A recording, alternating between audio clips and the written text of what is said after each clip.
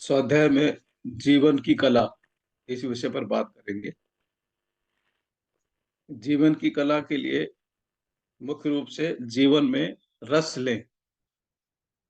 दूसरा है बंधनों से मुक्त समझें। तीसरा है सच्ची इच्छा और नकली इच्छा में भेद करें। चौथा है आवश्यक अनावश्यक का भेद करना सीखें। पांचवा है समीप से देखें। और छठा है अपनी गुप्त बातें हर किसी से ना कहें। ये 6 पॉइंट हैं, इनके ऊपर हम लोग चर्चा करेंगे।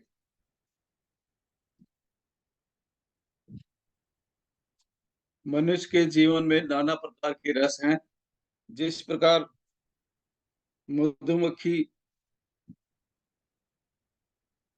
सुरभित सुमनों का मधु एकत्रित करती है, उसी प्रकार वह कड़वे नीम के कसेले फलों से भी शहद लेती है। मीठा और कसैला शहद मिलकर एक नया स्वाद बनाते हैं। इसी प्रकार मानव जीवन में सुख दुख, आशा निराशा, मजबूरियां, उल्लास, हर्ष विषाद आदि नाना प्रकार के मीठे खट्टे कसेले पुष्प हैं, जिनसे हम जीवन रस एकत्र करते हैं।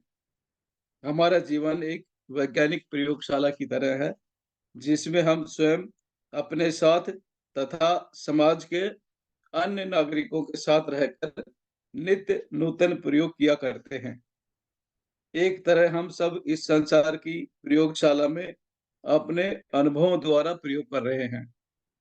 हमारी 5 इंद्रियां, हमारा मस्तिष्क, हमारा शरीर ये यंत्र हैं, जिनसे हम जीवन और संसार विषयक ज्ञान एकत्र कर रहे हैं। वे कौन से जीवन सत्य हैं जो संसार का अनुभव करने के पश्चात हमें मिलते हैं तथा जिनसे दूसरों को लाभ हो सकता है। पहला है जीवन रस लें।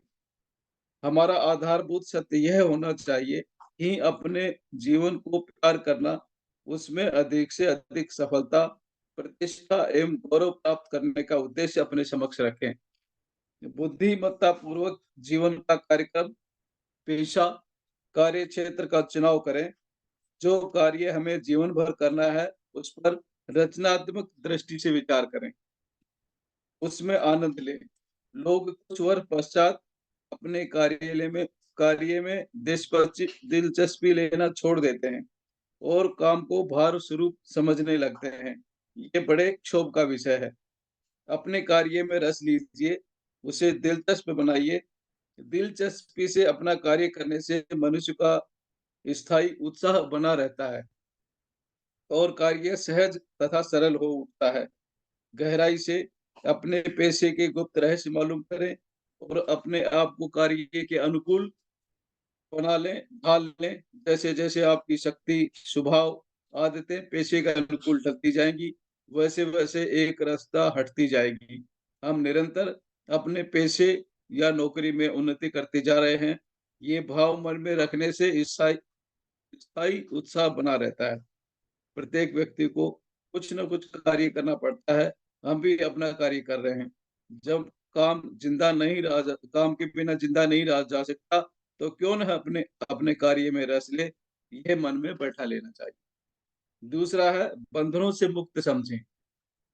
संभव है आपके मानसिक जीवन में गुप्त भावना ग्रंथियाँ पड़ी हों। आप ऐसे सभी संस्कारों से मुक्त रहने का अभ्यास करें, जो अनुचित रीति से आपके व्यक्तित्व पर भार डाल रहे हैं। अपने सामर्थ्य पर रहकर नए विचारों की दुनिया में रहा करें। नए रूप में अपनी परिस्थितियों, कठिनाइयों और नाना समस्याओं पर विचार करें। आपके बंधन बाहरी या मानसिक दोनों प्रकार के हो सकते हैं। उनका विचार पूर्वक विश्लेषण करें, वर्गीकरण करें, फिर पृथक-पृथक विचार कर एक-एक को सुलझाएँ। समस्याओं की गुत्थियाँ संभव है आपको भयभीत कर दें, किंतु जैसे-जैसे आप अपना वर्गीकरण करेंगे, वैसे-वैसे वे साफ होती जाएँगी। बिखरे और उलझे हुए बालों को देखकर मन कैसा घबराता है, किंतु उन्हीं केशों को जब स्वच्छ कर कंघे से सुलझा लिया जाता है, तो वे ही सुंदर प्रतीत होने लगते हैं। यही हाल हमारे जीवन की समस्याओं का है। दूर से उलझा हुआ देखकर आपको जो घबराहट होती है, समीप आने पर वह विलुप्त हो जाती है। अगला पॉइंट है आवश्यक अनावश्यक का भेद करना सीखें। अनेक बार हमारी मानसिक शक्तियाँ धोखा दिया करती हैं। कठिन श्रमपूर्ण कार्यों के प्रति हमारा सम्मान नहीं होता। अरुचिकर कामों को हाथ में लेकर तबीयत नहीं करती। सच्चे और ठोस कार्य से बचने के लिए निमित्त प्राय हम अनावश्यक कार्यों को हाथ में ले लेते हैं और उनमें ऐसे संलग्न हो जाते हैं मानो अत्यंत जरूरी काम कर रहे हों। कष्ट साध्य कार्यों से भागने की और खेल कूद में प्रवृत्त रहने की वृत्ति बच्चों में विशेष रूप से पाई जाती है। हम में से भी अनेक इसी वृत्ति के शिकार हैं। हम उन ज़रूरी कार्यों को न करेंगे जिनमें श्रम लगता है। कहानी, उपन्यास पढ़ने वाले ढेरों हैं, पर गंभीर साहित्य में आनंद लेने वाले नगण्य हैं। कठिन, अरुचिकर परिश्रम और मनोयोग चाहने वाले कार्यों को आप सबसे पहले करें। प्रातःकाल समय ऐसे कठोर कार्यों के लिए सुरक्षित रखिए। इसमें आप जब कठिन कार्यों को बखूबी कर सकते हैं, क्योंकि आपका मन और शरीर ताज़ा रहता है। कौन काम पहले करना है, कौन बाद में करना है, इसका विवेक मनुष्य को अपनी उच्चतम शक्तियों को एक स्थान पर केंद्रित करना सिखाता है। अनावश्यक कार्य सरल होते हैं, पर उसमें कोई स्थायी लाभ नहीं होता। ऐसे मोह प्रलोभन से सावधान रहना चाहिए। अगला पॉइंट है सच्ची इच्छा और नकली इच्छा में विवेक से करें। अपने जीवन में छोटी-बड़ी अनेक इच्छाओं को पूर्ण करने तथा बड़े बनने के अपने को स्वप्न देखा करते हैं। मैं ये भी कर लूँ, वह भी कर लूँ। लक्ष्मी की मेरे पास कृपा हो, सरस्वती सहायक हो। ऐसी-ऐसी सैकड़ों इच्छाएँ सागर में तरंगों की भाँति मन में उत्पन्न होती रहती हैं। ये थोथी बातें हैं। जो निरी कपोल कल्पना में निमग्न रहता है, कार्य कुछ नहीं करता, वह निरा शेख चिल्ली ही कहा जाएगा। ये सब नकली इच्छाएँ हैं, जिनका महत्व कुछ भी नहीं है। सच्ची इच्छा मन में रखने वाला अपने लक्ष्य के प्रति उत्साह, जागरूकता और परिश्रम से युक्त रहता है। नकली इच्छा मेहनत का अवसर आते ही विलुप्त हो जाती है। असली इच्छा कठोर परिश्रम, कठिनाई, असफलता तथा कष्टों के बावजूद स्थायी बनी रहती है। सच्ची इच्छा में स्थायी प्रयत्न की भावना है। जिसके प्रति जितनी दृढ़ इच्छा शक्ति होगी, वह उतना ही सफल होती है। नकली इच्छा आकस्मिक सक्रियता मात्र है। सच्ची इच्छा निरंतर उत्साहपूर्ण सक्रियता है। नकली इच्छा को शक्ति का अपव्यय, आलस्य तथा व्यसन नष्ट-भ्रष्ट कर देते हैं, पर सच्ची इच्छा के सामने वे दुम दबाकर भाग जाते हैं।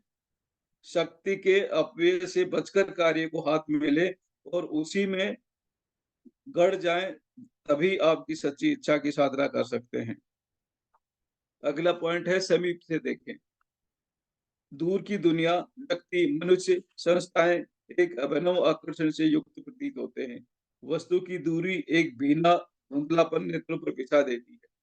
इस अस्पष्टता के वातावरण आवरण में असुंदर अकल्याणकारी भी सुंदर और कल्याणकारी प्रतीत होने लगता है। दूर से चित्रों में नया सौंदर्य भर जाता है। समीप से देखने पर आप ऐसे रंगेसियारों से परिचित हो जाएँगे, उनके अनेक रहस्य आपके सामने प्रकट होंगे। संस्थाओं की कली खुल जाएगी, बड़े व्यक्तियों की पोलें खुल जाएँगी। आप देखेंगे कि जो दूर से चमकता है, वह सब सोना नहीं होता। चाँद में भी कालिमा लगी हुई है। समीप से देखने पर बड़े व्यक्तियों में तुच्छता और तुच्छ समझने वाले जानने वालों में त्याग और बलिदान की महानता दृष्टिगोचर होती है। अंतिम पॉइंट है अपनी गुप्त बातें हर किसी से न कहें। प्रत्येक व्यक्ति के पास कुछ ऐसी गुप्त बातें या रहस्य होते हैं, जिनकी गोपनीयता पर उसकी प्रतिष्ठा, ताक या सामाजिक स्थिति निर्भर करती है। अनेक बार ऐसी गुप्त व्यथाएँ होती हैं, जिन्हें दूसरे व्यक्ति से बाँट नहीं सकते। केवल हँसी और व्यंग अवश्य कर सकते हैं। आपके कष्ट सुनकर उसकी दर्द पूर्ति, इच्छा की वासनाएँ शांत होती हैं, ईर्ष्या की वासनाएँ शांत होती हैं। आपकी तकलीफों को सुनकर वे अपने आप को ऊँचा समझते हैं। आपको हेय दृष्टि से देखते हैं, मन ही मन आपकी मजबूरियों और असफलताओं पर हँसते हैं। जो बाहर से सांत्वना देते दिखाई देते हैं, उनके मन में प्राय अपनी दर्प पूर्ति का भाव रहता है। जिनकी आप सहानुभूति चाहते हैं, उनसे आपको कोई लाभ नहीं होने वाला है। जो सहानुभूति केवल मिथ्या प्रदर्शन के लिए है, उससे क्या लाभ? यही सहानुभूति प्रदर्शित करने वाले दूसरे के सम्मुख जाकर आपकी गुप्त बातें फैलाएँगे और आपकी प्रतिष्ठा का कारण बनेंगे। आपके मित्र ही आपके गुप्त वेद चारों ओर फैलाकर किनारा कस लेंगे। कविवर रहीमन ने इसी तत्व को स्पष्ट करते हुए लिखा है, रहीमन निज मन की व्यथा, मन ही मनिए मन ही रखिए गोय, सुनी अठिले हैं लोग सब, बाँट लेह न कोय। व्यापारियों, उच्च अधिकारियों तथा नेताओं के लिए अपने कार्यालय, व्यापार, दुकान, घर या पार्टी के भेदों को गुप्त रखना आवश्यक है। गोपनीयता से आप दूसरों को आकर्षण प्रतीत होता जाएगा। संभवतः आप में कुछ ऐसी कमजोरियाँ हैं, जिनका दूसरों को बताने से आपके आपका आपके परिवार या अन्य व्यक्तियों के लिए